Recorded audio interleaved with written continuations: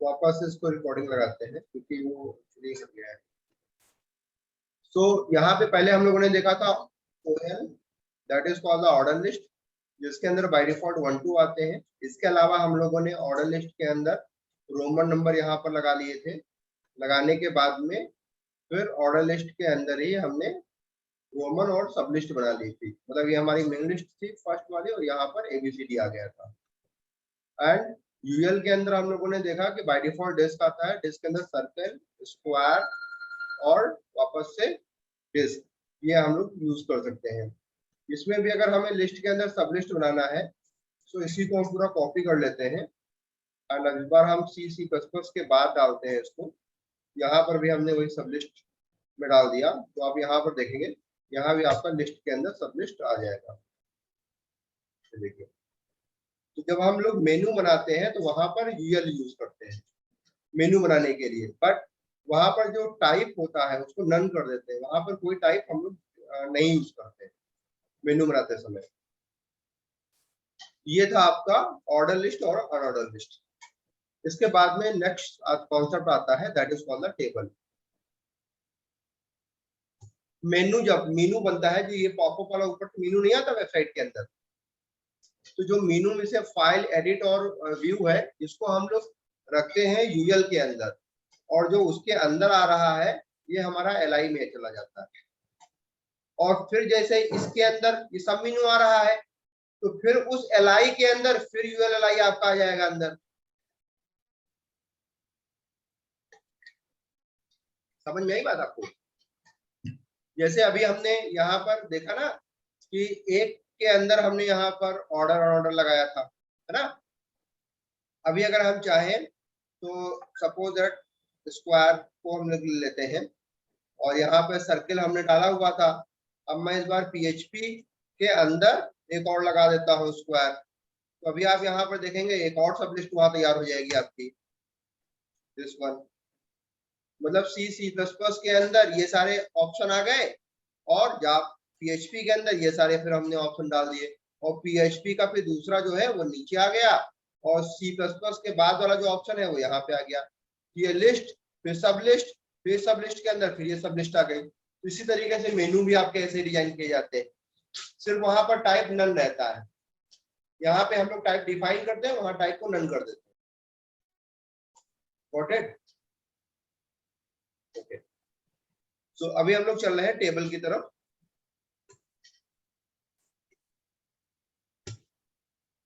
Table के अंदर सबसे पहले हम लोग यहाँ पर चालू करते हैं टेबल टैग, और ये टेबल टैग हमने यहाँ क्लोज कर लिया।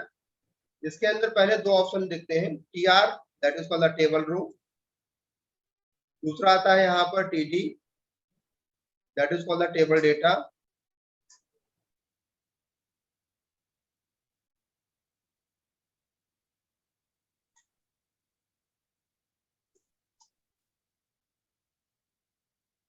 अब यहाँ पर जो डिफाइन करना है वो हम यहाँ पर लिख सकते हैं, लाइक दैट। ऐसे हमने हेडिंग डिफाइन की, first name,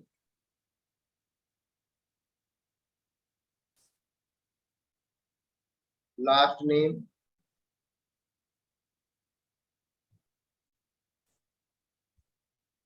age, salary, DA मतलब डियरनेस अलाउंस। इसको सेव कर लिया। सेव करने के बाद में इसको रन कराते हैं। तो अभी यहाँ पे देखा आपने बॉर्डर नहीं आ रहा है, सिर्फ डेटा आ रहा है आपका। Got it? तो अभी अगर हमें बॉर्डर लाना होगा तो यहाँ पे जाकर के हमें बॉर्डर डिफाइन करना पड़ेगा। तो हमने उसका साइज दे दिया 1 बॉर्डर का। अगर हमें 3D फॉर्म में बॉर्डर चाहिए तो उस केस में हम यहाँ पर इसका साइज जो है उसको इंक्रीज कर देंगे। तो अभी जो मेरा बॉर्डर आएगा वो 3D फॉर्म में आएगा। ये देखिए, ये 3D फॉर्मेट में आ रहा है। अब इसके बाद में सेम इसी डेटा को हम कॉपी करेंगे और नीचे ले जाकर के हमने इसको पेस्ट कर दिया। फर्स्ट नेम की जगह पे हमने यहाँ पर टाइप किया that is called Aarti Singh, age 25, salary 18,500, 56, so ये उसके अंदर एक क्या होगा, डेटा आ जाएगा। ये हमारा डेटा ठीक उसी के नीचे आ गया है। अब इसी रो को हम वापस से कॉपी करेंगे, पैटर्न यही फॉलो करेंगे। पैटर्न अगर ये फॉलो करेंगे तो आपको बनाने में आसानी रहेगी और एरर आने की प्रोबेबिलिटी आपकी रिड्यूस हो जाएगी। तो उसके अंदर हमने कई सारा डेटा कॉपी पेस्ट कर दिया, डेटा जा करके अब हम लोग उसका मॉडिफाई कर सकते हैं। तो अब जहाँ पे आरती सिंह सर लिखा हुआ है उसका डेटा हम वहां पे चेंज कर सकते हैं। तो जहाँ पे फर्स्ट नेम लास्ट नेम और एज लिख करके आ रहा है, इसको हमें बोल्ड और सेंटर में रखना होता है। तो टीटी की जगह पे we can use TH, table heading उसको बोलते हैं। तो यहाँ पे आप मैनुअल टाइप कर लीजिए, टीटी की जगह पे टीएच, या फिर कंट्रोल एफ करेंगे तो फाइंड और रिप्लेस आ जाएगा। तो ऊपर टाइप करेंगे टीटी और नीचे टीएच, यहाँ पे आएंगे फाइंड करेंगे, ये आपका आ जाएगा। यहाँ पे इसको हम रिप्लेस कर देंगे। तो टीटी की जगह पे हमने इसको रिप्लेस कर लिया टीएस से। बस पहली वाली रो पे हमने उसको चेंज कर दिया। चेंज करने के बाद में इसको हम लोग रिफ्रेश करेंगे। देखिए पहला वाला जो आ रहा है बोल्ड और सेंटर में आ रहा है। अदरवाइज अगर हमें ऐसे चेंज करना होता तो बोल्ड के लिए बी या स्ट्रॉन्ग लिखते और अलाइनमेंट के लिए आपको सेंटर लिखना पड़ता, तभी वो आता, अदरवाइज नहीं आता। ये सारे जितना भी डेटा आता है बाय डिफॉल्ट सेंटर में आता है। फिर डीए लिख रहा है ना, डीए, डीए भी देखिए आपका सेंटर में आ रहा है। अब यहाँ पर स्पेस ज्यादा है नहीं इसलिए वो आपको सेंटर में नहीं दिखा रहा है। अभी स्पेस बनाएंगे तो वहां दिखेगा सेंटर आपका। आगे चलते हैं। हाँ, बोर्ड भी रहता है सेंटर भी रहता है। फॉर एग्जाम्पल जैसे अभी हम आरती का नाम बड़ा कर देते हैं थोड़ा। अब फर्स्ट नेम पे आपको देखिए सेंटर भी दिखेगा, अभी नहीं दिख रहा है आपको। अब देखिए दिख रहा है आपको। तो बाय डिफॉल्ट इसके अंदर दो कमांड बाय डिफॉल्ट आते हैं टीएच में, बोल्ड एंड सेंटर। अगर आप टीएच नहीं लिखाएंगे तो बोल्ड से तो बोल्ड हो जाएगा बट सेंटर नहीं होगा। बट ये बोल्ड और सेंटर दोनों करके देता है, राइट। सो अब इसी के ऊपर हमें एक हेडलाइन और डिफाइन करनी है। तो एक नई टीआर हमने चालू कर ली, एक हेडिंग डिफाइन करनी थी। तो हेडिंग डिफाइन करने के लिए every time we can use TH, क्योंकि अब पता चल गया तो हम लोग टीएच लगाएंगे। पहले पता नहीं था इसलिए हमने टीटी लगाया। सो यहाँ पर टीएच के अंदर हमने डिफाइन किया एम्प्लॉय सैलरी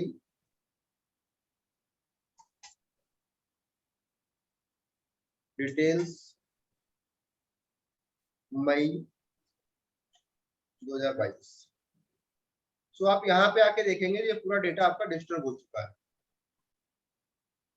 हेडिंग आपकी सेंटर में आनी चाहिए थी बट नहीं आ रही है, बिकॉज वहां पर टोटल हमारे कॉलम कितने हैं, 5। तो कॉलम को मर्ज करने के लिए कॉलम स्पैन यूज करते हैं। अगर रो को स्पैन करना होगा, रो को मर्ज करना होगा तो रो स्पैन यूज करते हैं।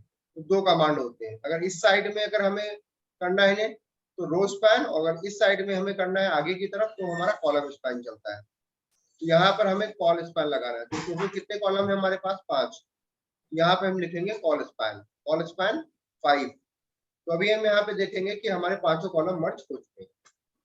अब देखिए डेटा हमारा सही से रिप्रेजेंट होने लगा।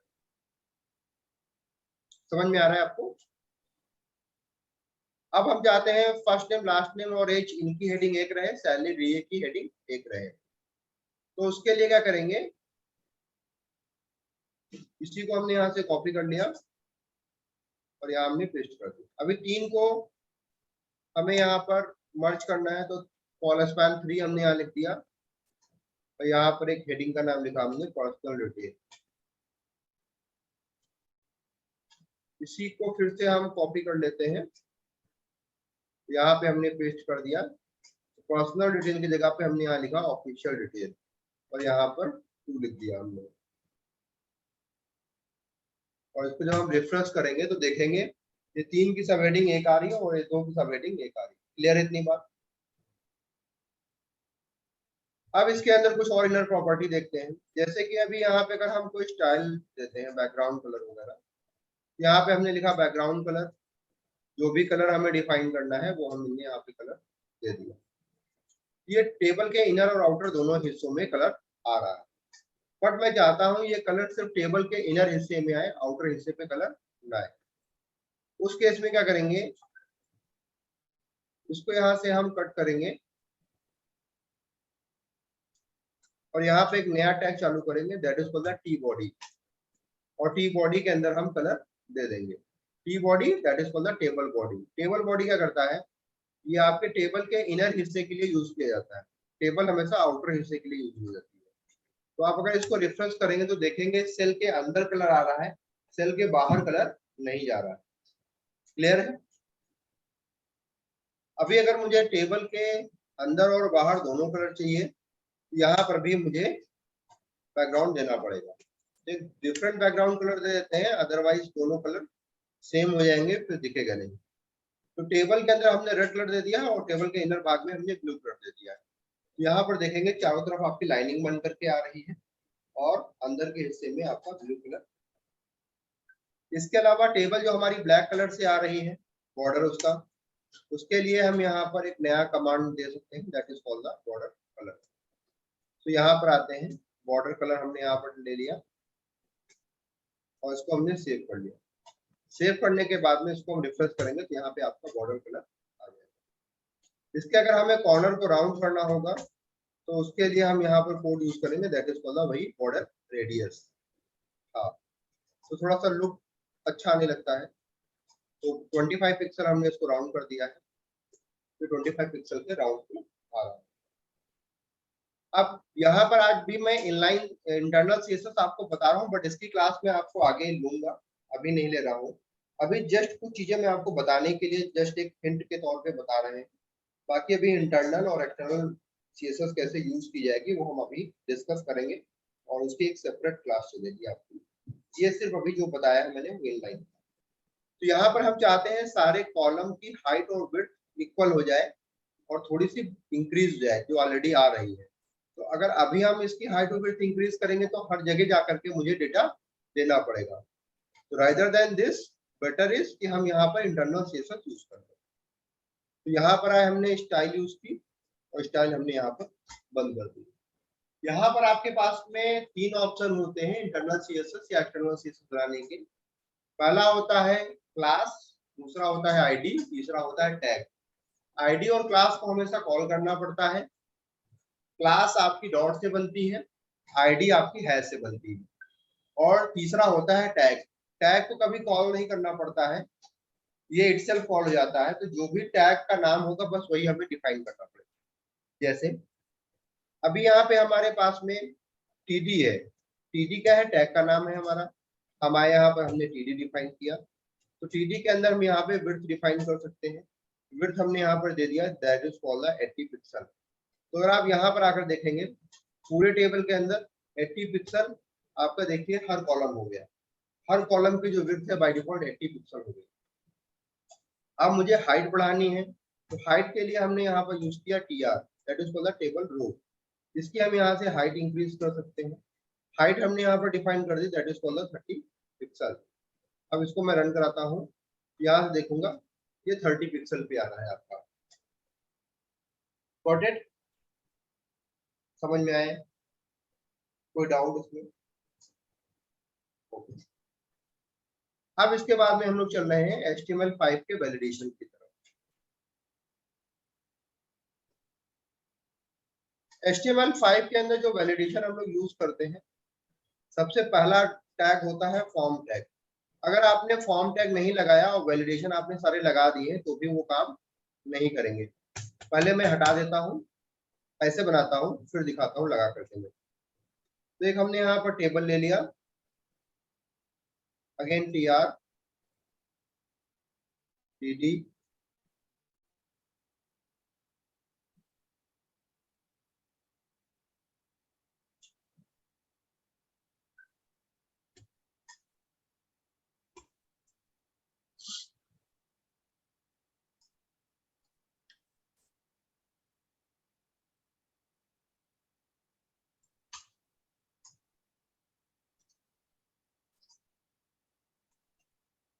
अभी यहाँ पे हमने टेक्स्ट बॉक्स बना दिया और यहाँ पर एक हमने बटन बनाई, input type button value save. तो ये आपको दिख रहा होगा वहां पे।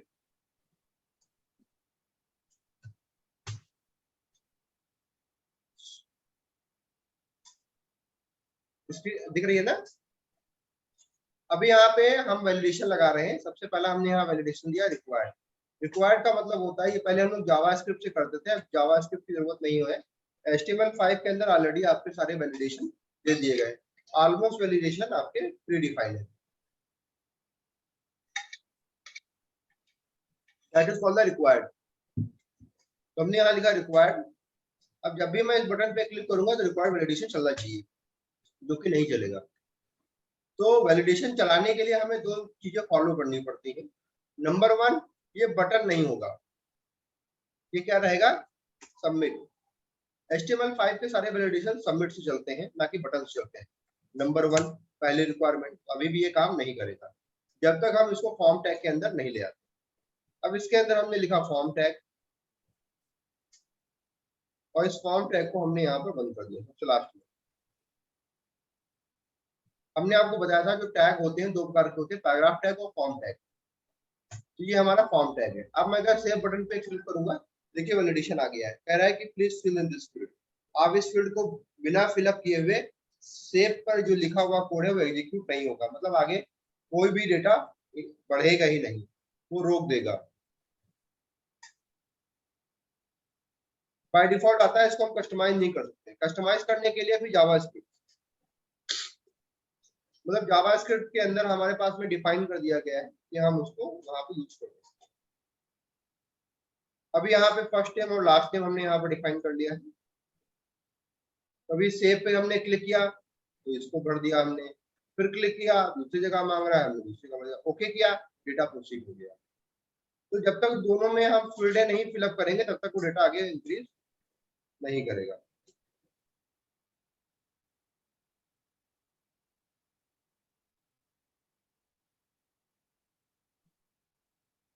वो एक्चुअली होता क्या है, वैसा कर सकते हैं, लेकिन जो फॉर्मेट है वो डिस्टर्ब हो जाता है। होता क्या है कि आपका डेटा आगे पीछे आने लगता है, मतलब जो फॉर्मेटिंग है वो सही से नहीं आती है, हट जाती है। ठीक है, जैसे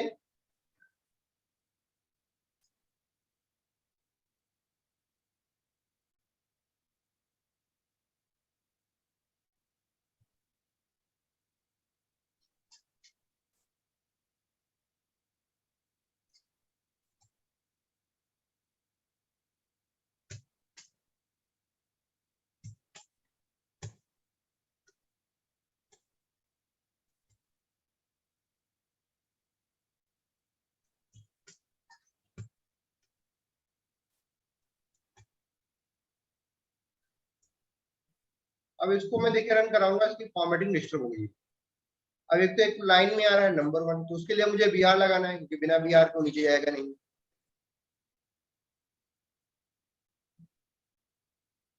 अब देखिए, अब एज यहां से आ रहा है और टेक्स्ट बॉक्स उसके उधर चला गया, ये देखिए कैसा आ रहा है। क्या आपको अच्छा लग रहा है देखने में? NBSP लिखना पड़ेगा, और फिर NBSP में दिक्कत आएगी जब मोबाइल की स्क्रीन रिसाइज होगी, छोटी बड़ी होगी ना, तो वो भी फेल हो जाता है NBSP। वो आगे पीछे तक वो भी फॉर्मेट मतलब कर देगा इधर उधर, तब भी दिक्कत आएगी। फिर आपको मार्जिन और सेल पैडिंग यूज करना पड़ेगा, तो जो कि आपकी CSS बहुत कॉम्प्लेक्स हो जाएगी, राइट। सो उस केस में हम क्या करते हैं, हम लोग ये यूज करते हैं टेबल। टेबल से सारी समस्याएं आपकी रिजॉल्व हो जाती है। अभी हमने यहाँ पर एज लगा दिया, तो एज के लिए हम क्या यूज करते हैं, नंबर। मिनिमम मैक्सिमम उस दिन हमने लास्ट क्लास में आपको बता ही दिया था, है ना। तो हाँ, अभी ईमेल आईडी वैलिडेशन के लिए ईमेल यूज करते हैं। तो उससे क्या रहेगा, इससे आपका जब भी डेटा डालेंगे तो एड्रेस डॉट मैंडेटरी हो जाएगा आपका, मतलब बिना उसके डेटा फीड नहीं करेगा। जैसे हमने यहाँ पर कोई डेटा डाला, यहाँ डेटा डाला, यहाँ डेटा डाला, अब सेव बटन पे क्लिक करेंगे तो कह रहा है एड्रेस डॉट मैंडेटरी होता है ईमेल आईडी में, वो देना जरूरी है, नहीं देंगे तो नहीं चलेगा, राइट। हाँ देखिए, डॉट कॉम हमने लिख दिया, अब ले लेगा। अभी भी सेमीकोलन लगाए हमने, ये क्योंकि हमें ये तो नहीं देते ना, हाँ रॉन्ग होता है। अब ले लिया, तो सारे वैलिडेशन वो फॉलो कर रहा है पूरा। तो हमें अगर मैसेज कस्टमाइज ना करना हो तो हमारे लिए बेटर है ना। यहाँ पर एक नया टैग आ गया है, that is called the colour. इसकी जरूरत पड़ती है जैसे कोई हमने वेबसाइट बनाई जिसमें कार है या कोई टॉय है, तो उसके मल्टीपल कलर कौन कौन से हैं, तो उसके लिए हम लोग उसको यूज कर सकते हैं। तो यहाँ पे रन टाइम में बहुत सारे कलर्स हैं, जो भी आपको कलर चाहिए होगा यू कैन, राइट। हाँ, ये कलर आपको दिखा देता है, ये रन टाइम से पेंट में कलर नहीं आते हैं, तो वैसे ही देखिए इस बटन के ऊपर आपका कलर दिख रहा होगा। तो रन टाइम में हम लोग इसका यूज कर सकते हैं कलर के लिए, कलर देखने के लिए।